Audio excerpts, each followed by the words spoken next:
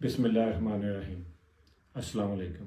आज ये जो बयान मैं रिकॉर्ड करा रहा हूँ, ये जो फवाद चौधरी ने महमूद मिर्ज़ा जेलमी साहब के बारे में अगले दिन बात की, सबसे पहले मेरा फ़र्ज़ बनता है कि मैं बयान इसलिए रिकॉर्ड करूँ कि मैं उस वक्त PTI का सदर था और महमूद मिर्ज़ा जेलमी साहब की क्या खिदमत है।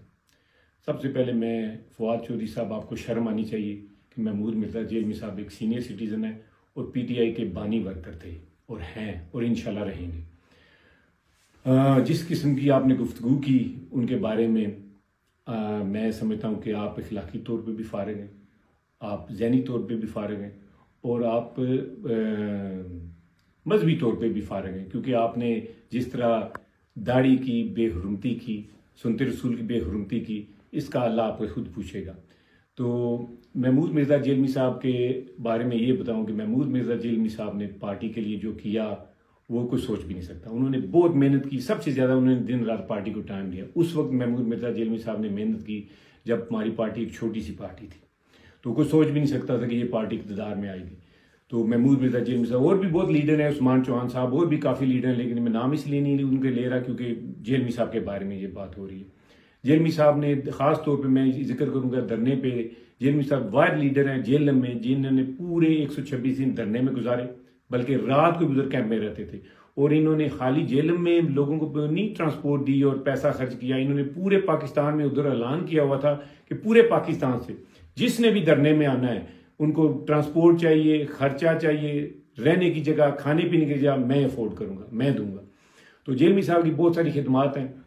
बाकी रहेगी फवाद चौधरी साहब। फवाद चौधरी साहब जब से पार्टी इसमें आए हैं, मेरी उनके साथ लड़ाई सिर्फ वर्कर की है कि उन्होंने वर्कर को भी प्रमोट नहीं किया।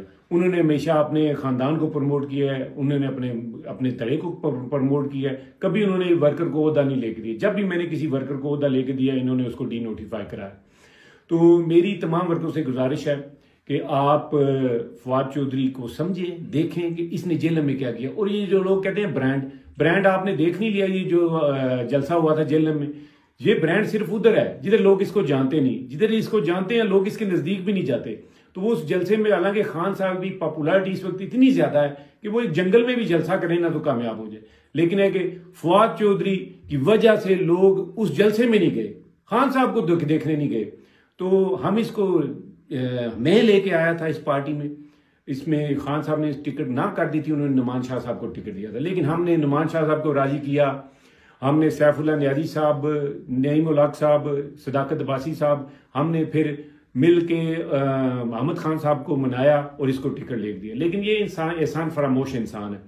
तो मेरी जेलम वालों से गुजारिश है कि ये जेलम का ना है, ना इसको जेलम की परवाह है, ना PTI की इसको परवाह है। तो हम इसको ज़िमनी इलेक्शन में लेके आएंगे और इंशाल्लाह इस ज़िमनी इलेक्शन में हम ही इसको निकालेंगे। तो मेरी तमाम PTI के वर्करों से गुजारिश है कि आपने बिल्कुल मेहनत करनी है। हमने जनरल इलेक्शन में नया कैंडिडेट लेके आना है और PTI को जिताना है। और जो जलसा इसने फ्लॉप किया, हमने इंशाल्लाह जनरल इलेक्शन में या इस इलेक्शन के बाद एक कामयाब तरीन जलसा करना है, जैसे 2016 में हमने किया था। तो मेरी तमाम लोगों से गुजारिश है कि जेलमी साहब और पार्टी के वर्कर सभी ने बहुत मेहनत की। खास तौर पे जेलमी साहब ने दिन रात टाइम सबसे ज्यादा दिया, जिसकी रिपोर्ट मैंने ऊपर चौधरी जाज साहब को भी दी है, डॉक्टर यास्मीन को भी धरने के बाद दी थी कि जेल में सबसे पहले और सबसे ज्यादा किसने काम किया। बहुत बहुत शुक्रिया। PTI जिंदाबाद, इमरान खान जिंदाबाद, पाकिस्तान पाइंदाबाद। Thank you.